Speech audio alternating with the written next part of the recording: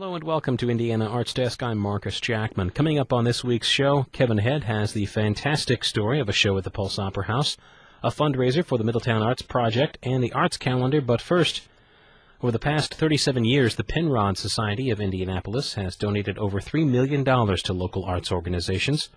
Where does all that money come from? The annual Penrod Arts Fair, the 38th incarnation of which is this coming Saturday from 9 to 5 at the Indianapolis Museum of Art. C.J. McClanahan is this year's Arts Fair chairman. And the only reason we've been able to pull it off is that we began doing this, 38 years ago. And it started small, and it just kept growing and growing and growing. And so I would say probably 20 years ago is when they really got to a critical mass and they were able to really kind of take it to the next level. But, you've got to have a pretty dedicated group to pull it off. There's no doubt about that. This is McClanahan's 8th year involved with the Penrod Arts Fair, and of course he says one of the challenges is to make each year's event better than the last. How does one do that? There's a handful of ways you improve. Number one, you get better quality artists. And how do we do that? Well, we make sure that we get as many applications as we possibly can. Number two, we try to make the process for getting people in and out of the fair as easy as possible. So that, and I don't just mean the patrons, I don't just mean the people coming to the fair, the artists coming to the fair, all of the projects coming to the fair, all of the entertainers coming to the fair.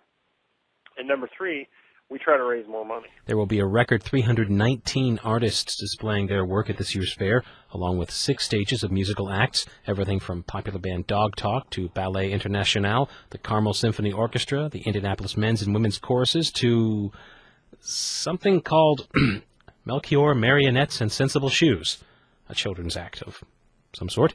Then there's the arts organizations, the Indie Bonsai Club, St. Andrew's Iconography Club, and more and more. McClanahan says bringing the whole event together is a challenge, but it's the art itself that's its own reward. I certainly didn't come into Penrod with a huge art background, and I really didn't have anywhere near the appreciation for what these people do and the time and effort that they put into it.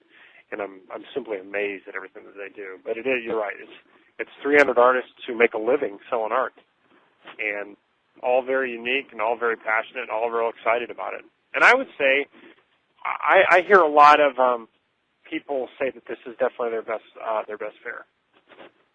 And it's because it is only one day, and so people don't just come to visit, people come to buy. An added bonus for fairgoers this year, McClanahan says, is the chance to see the Indianapolis Museum of Art's renovations up close.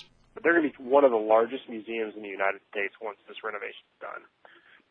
This is going to be a great opportunity to see the renovation because the majority of the work is done.